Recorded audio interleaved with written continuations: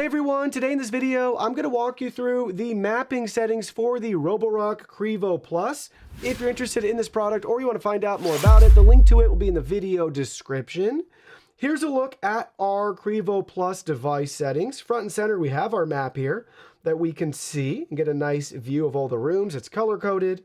We can customize a vast majority of this map by selecting the map edit icon in the center right-hand side of the screen. So we can select that. We have our map details. We have a 2D view, and we can toggle on or off certain objects and features right there on the map. And then we have a 3D view, so we can choose which way we want the map displayed. And then we also have our edit map options here. So we can pick and choose. If we have multiple maps saved, we have those options there. We can also go to manage maps. That gets us to more map settings. And then you'll see down below for each map, we have 4 different options. No-go zones, so we can add those invisible walls. We can also set up your no-go zones. So you have multiples of those you can add and build out your map. Next, we have edit room. So here we can merge, divide, or rename rooms. In this case, let's go ahead, let's have some fun. Let's divide a room. This one right here. We'll divide it right about there.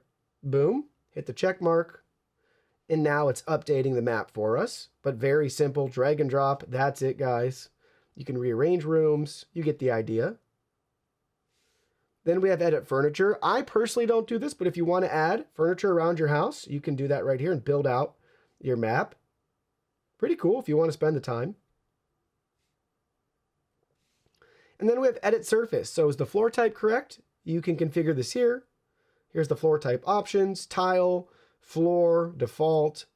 And the floor is cool because you have horizontal and vertical options. That matters if you want to do clean in the floor direction, which is a setting you can enable within the Roborock app. So you can make sure you get that right here on the map. And then we have carpets and thresholds right here. So you can add and configure that too. If there's a problem threshold around your house, you can identify that on the map. So back on this screen, we're going to go to our map one and select that. And we're going to go to manage maps. This takes us to even more map settings.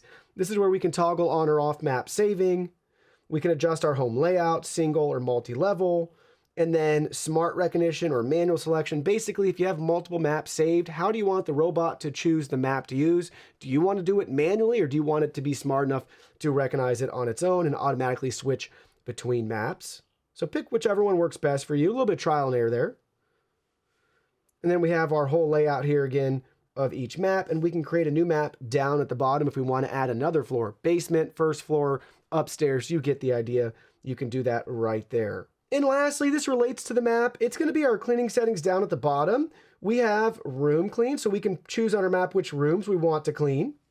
Then we also have zone cleaning. We can add up to 5 zones, drag and drop. And looking under the smart plan option, if we do vacuum and mop, we have a customize mode here. We can actually set up our map. Let me go to the right setting here. So it should be full, customize, edit, and now we can adjust each room and what we want to happen in that particular room on our map. So we can adjust our clean on a room by room basis. So there's a lot of mapping options and features that we get with the Roborock app, specifically for the Qrevo Plus. Simple and straightforward to customize.